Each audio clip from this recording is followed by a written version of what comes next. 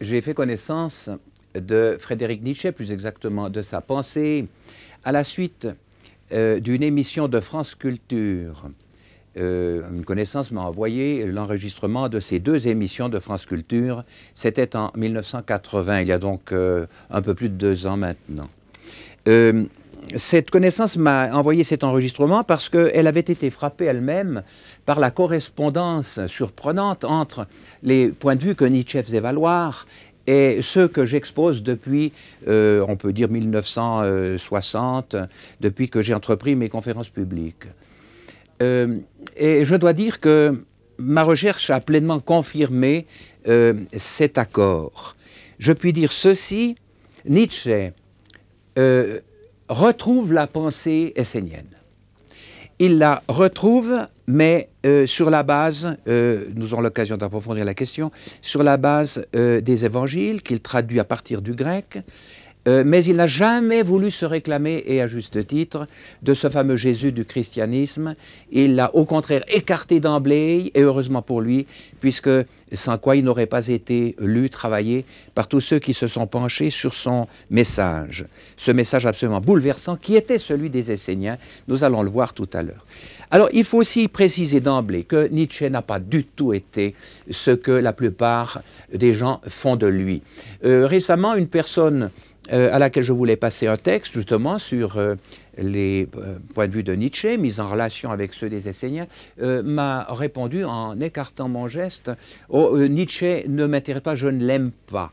Vous voyez, au fond des considérations d'ordre affectif qui interviennent, il faut dire que cette personne était une juive, si bien que les nazis s'étant réclamés de Nietzsche pour exécuter leurs hautes œuvres, eh bien Nietzsche a passé pour un fasciste. Enfin, des immondices, littéralement, sur le plan historique et le plan de la pensée, ont été déversés sur cet homme. Un autre affirme ceci de Nietzsche: il a tant méprisé la raison, tonné contre la raison. Or, Nietzsche ne tonne pas du tout contre la raison. Il prétend qu'elle est insuffisante. Il prétend qu'il y a une source informatrice sans laquelle la raison ne peut pas travailler, puisqu'elle est un pouvoir analytique. Eh bien, cette personne écrit que Nietzsche a tant méprisé la raison qu'il a fini par la perdre. Or, c'est absolument scandaleux. On vous dit également que Nietzsche est mort fou, c'est absolument scandaleux. Nous aurons l'occasion de le voir tout à l'heure. Rétablissons donc les faits. Que s'est-il passé? Eh bien, Nietzsche découvre tout simplement l'existence dans sa personne et en toute personne d'une partie de l'être qui correspond à l'hémisphère droit du cerveau des spécialistes du cerveau d'aujourd'hui. Il y a une partie de la personne qui est inspiratrice et nous devons tendre vers cette partie-là de notre personne, nous dépasser, nous surmonter pour arriver à ce sommet qui est le sommet de l'évolution. Il dira que cette partie de notre personne est le sens de la Terre. Tout ce qui a été fait dans le passé va vers ce sommet-là, veut nous conduire à ce sommet. Et alors vous voyez qu'il va secouer les bourgeois de son temps, ces croyants qui se croient au sommet parce qu'ils croient en Jésus-Christ, qui sont sauvés, et tout, et tout, et tout, et tout. Nietzsche, comme les Esséniens, a une pensée évolutionniste. Il succède en quelque sorte, il utilise, si vous voulez, également les découvertes de Lamarck et de Darwin, et il construit sur cette vision vivante d'un développement qui s'opère ici-bas sur la Terre et dans la personne humaine, chez l'animal déjà. Nietzsche est né en 1844.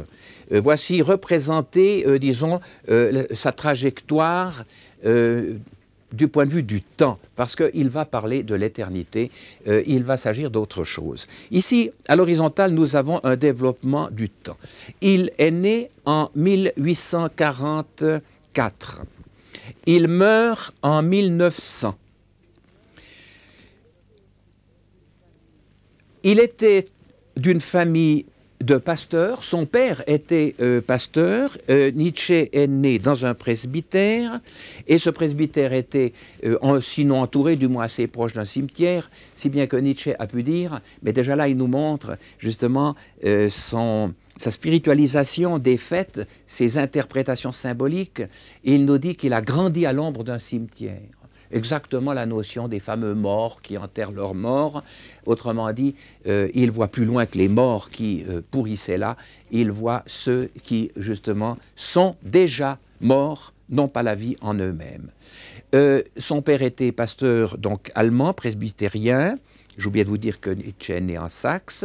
Sa mère était également d'une famille de pasteurs.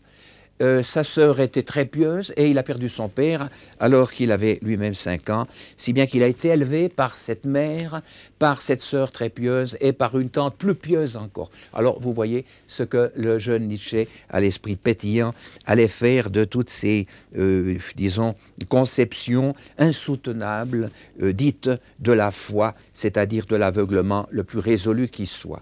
Il va secouer tout cela pour parvenir à recontacter, à retrouver le contact avec le réel. Il est donc né en 1844. Il a été un élève brillant. Il a fait des études de philologie, en particulier du grec. Il a étudié à Bonn. Et il n'avait pas encore fait sa licence que déjà l'université de Bâle l'appelait pour lui demander un cours de philologie et de philosophie grecque.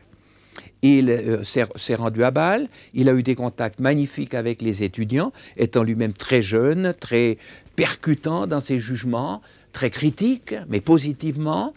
Il a marqué ses jeunes, il a eu toujours des maux de tête. Il y a des personnes de nos jours aussi qui sont sujettes au fun, dit-on, et qui ont des maux de tête. Il n'y a rien là qui doit nous inquiéter au sujet de Nietzsche. Mais enfin, ces maux de tête l'ont beaucoup, disons, diminué du point de vue de sa puissance de travail, prétendait-il. Il a dû souvent prendre des congés pour se soigner à l'altitude, etc. Et alors, dans la première partie de sa vie, il a en quelque sorte utilisé la partie gauche de l'hémisphère cérébral. Et dans la seconde partie de son existence, il utilisera la partie droite. C'est absolument extraordinaire. Mais il faut pour cela que je vous dise que les spécialistes du cerveau considèrent que l'hémisphère droit est un hémisphère créateur qui, disons, elle nous rattache à l'espace et à la pensée non verbale, c'est-à-dire à l'information non verbale des faits, alors que l'hémisphère gauche est le nôtre, en quelque sorte, le conscient, disent-ils, le conscient qui, face à cet inconscient, doit s'ouvrir à lui pour le laisser pénétrer en lui. Il s'agit d'entrer et de sortir dans ce jardin enchanté, enchanteur, comme ils disent, de façon à connaître la joie, le renouvellement et la joie la plus profonde qui soit. Le professeur Assal, c'était du professeur Bader, cette image a complété, avec d'autres naturellement, chercheurs en la matière, professeur à l'université de Lausanne. Il déclare que l'hémisphère droit peut être qualifié d'hémisphère de la synthèse. Vous avez l'espace, la pensée globale, qui va jouer un très grand rôle chez Nietzsche. Et vous avez l'hémisphère gauche, le nôtre, qui est celui du calcul, du langage, de la logique, c'est-à-dire de la pensée linéaire, par opposition à la pensée globale. C'est l'hémisphère de l'analyse. Eh bien, la première partie de la vie de Nietzsche, si vous permettez, je vais procéder comme suit, a été consacrée au travail le plus poussé qui soit de l'hémisphère gauche. Il a pratiqué une analyse intégrale de tout ce qui se présentait à lui. Une analyse sans pitié. Il cherchait une chose, la seule chose qui l'intéressait, avoir clair et toujours plus clair. Puis, les livres qu'il a écrits, nous allons les citer tout à l'heure, se rapportent tout à cette période-là de la critique, de l'analyse, mais vous allez voir dans quel sens déjà il va se diriger. Puis arrive en 1880 ou 81 la fameuse expérience de Silva Plana. Tout à coup, Nietzsche monte. Il monte, mais où ? Il sort de ce schéma, si vous voulez, de la naissance et de la mort physique, et le voilà qui se sent, qui se découvre, passant à des états nouveaux. Il passe de la mort de ceux au milieu desquels il vivait à la vie inconnue, totalement inconnue jusque-là, dit-il, de ses contemporains. Il y a là, tout à coup, je l'ai dit, en 1880, 81, sa fameuse expérience de Silva Plana. Et depuis lors, on peut dire, il découvre l'hémisphère droit. Celui-ci s'est littéralement ouvert à lui à ce moment-là.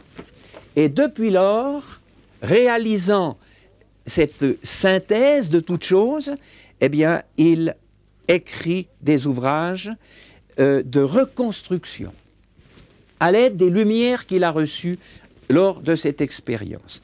Et alors, vous voyez, plutôt que de vous lire toute la liste de ces ouvrages, j'aimerais ici que vous assistiez avec moi à cette expérience extraordinaire de Silva Plana. Il était là, assis au bord d'un rocher en forme de pyramide, et nous avons encore sur ce rocher, à l'heure actuelle, justement une plaque commémorative de cette expérience absolument centrale, quand tout à coup, il a tout compris. Eh bien, tout simplement, il y avait eu ce temps de gestation, d'analyse, et à un moment donné, s'abandonnant à ses sources profondes, à l'inconscient précisément, eh bien, à ce moment-là, tout prend place de soi, de soi-même, spontanément. Il écrit ceci, et vous verrez combien c'est parlant. J'aurais pu tout de même vous signaler que cette analyse, sans qu'il l'ait su, Nietzsche, mais après il le découvrira, cette analyse a correspondu, du point de vue de ses résultats et également du processus en cours, à ce que les Esséniens appelaient la naissance d'eau. Il s'est lavé de tous les préjugés des croyants qui l'entouraient et qu'on lui avait enseigné, et il a passé au crible de la critique tout ce qui s'était fait jusque-là. Il est né d'eau. Le voici maintenant par son expérience de Silva Plana qui naît d'esprit. Il naît à l'hémisphère droit, l'hémisphère créateur, il entre, il sort. Et alors depuis lors, en tant que source d'esprit, source de lumière, fils de la lumière, il va grandir et il écrira des ouvrages qui tiennent compte de toutes ces conceptions nouvelles, de tout ce que l'inspiration lui a apporté. Voilà ce qu'il écrit dans son ouvrage central qui, au fond, résulte de son expérience de Silva Plana, intitulé « Ainsi parlait Zarathustra ». S'il se réfère à se nommer Zarathustra, ou Zoroastre, si vous voulez, c'est que, à ses yeux, rien de valable ne s'était fait entre ce Zarathustra, qui est un réformateur de la religion iranienne ancienne, vers 600 avant notre ère. Rien de sérieux ne s'était fait entre Zarathustra et notre époque, c'est-à-dire l'expérience de Nietzsche. Zarathustra, à ses yeux, est l'homme qui a vécu cette plus-value, qui a été au sommet de la montagne, qui a réalisé la plénitude de l'être. Et en effet, Zarathustra a réformé la religion iranienne ancienne, il a rétabli la notion de l'inspiration unique, du Dieu unique, dénommé par lui Ahura Mazda. Voici ce qu'il écrit dans cet ouvrage par lequel il enjambe au fond tout ce qui nous sépare de Zarathustra. Quelqu'un a-t-il une idée nette au sujet, à la fin de ce 19e siècle, au sujet de ce que les écrivains des époques vigoureuses appelaient l'inspiration? Sinon, je vais vous l'expliquer. L'idée de révélation. Si l'on entend par là l'apparition soudaine d'une chose qui se fait voir et entendre à quelqu'un avec une précision inexprimable, attention, bouleversant tout chez un homme, le renversant jusqu'à son tréfonds, eh bien cette idée de révélation correspond à un fait exact. On entend, on ne cherche pas. Donc à un moment donné, on ne cherche plus, cela vient sans qu'on cherche. On prend, on ne demande pas qui donne. La pensée fulgure comme l'éclair. Vous retrouvez ça dans les textes évangéliques. Quand le Fils de l'homme, l'émanation supérieure de l'homme se manifeste, c'est comme l'éclair qui d'un flash éclaire toute chose. Comme l'éclair, elle s'impose donc, la pensée, nécessairement sous une forme définitive. C'est capital. Ce qui sort de cet hémisphère qui est au-delà de nous-mêmes tout en étant en nous, qui est le Fils du cosmos, il va l'appeler l'au-delà de l'homme lui-même, et non pas le surhomme, comme on a traduit. Eh bien, ce qui sort de cet hémisphère sort de manière définitive. Il n'est plus question de retoucher ce qui en provient, car ce qui en provient est directement transmission du langage des faits, du langage de l'univers. Je n'ai jamais eu à choisir c'est beau. L'image se présente à vous comme l'expression la plus juste, la plus simple, la plus directe. Il semble vraiment, pour rappeler un mot de Zarathustra, que les choses elles-mêmes viennent à s'offrir à nous comme en termes de comparaison. Voici son expérience fondamentale. Et alors vous voyez que cet homme, dès ce moment-là, va en quelque sorte attaquer ceux qui dorment à ce niveau-là, qu'il appelle les morts, de façon à les replacer sur leur trajectoire du développement fondamental, c'est-à-dire de la prise de conscience, de contact d'abord, puis de conscience, avec cette possibilité incroyable qui nous habite, de voir toute chose de manière objective et de manière illimitée. Ici, vous avez à ses yeux le temps, alors que vous avez par cette ascension ce qu'il appelle l'éternité. L'éternité présente. Et cette éternité présente est-elle parce qu'elle nous met en contact incessant avec les éclairs qui viennent de l'hémisphère droit, c'est-à-dire les idées, les lumières qui nous viennent du cosmos au travers de l'inconscient. J'aimerais vous rappeler qu'un philosophe antérieur à Nietzsche, Alexandre Vinet, qui est né en 1797 et qui est décédé en 1847, eh bien, découvre la même chose, mais Nietzsche ne l'a pas su. Il écrit notamment ceci dans ses études sur la littérature française du XIXe siècle. Ce qui est intérieur par excellence, écrit-il, c'est ce dernier fond de l'âme où personne presque ne descend. Vous voyez, pour Nietzsche, il n'y avait eu personne avant lui, à part le Jésus dont il ne veut pas parler, précisément les Esséniens, qui avait fait cette expérience. D'où il remonte à Zarathustra. C'est ce fond dernier de l'âme où personne presque ne descend, où nous vivons sans nous y sentir vivre, regardez ce que c'est beau, où s'engendre à notre insu nos maîtresses pensées, et par où nous pouvons valoir, ou plutôt par où nous valons tout ce que nous pouvons valoir. Cet abîme tapissé de perles de grand prix repousse comme une eau trop dense, l'image est magnifique, le plongeur trop léger.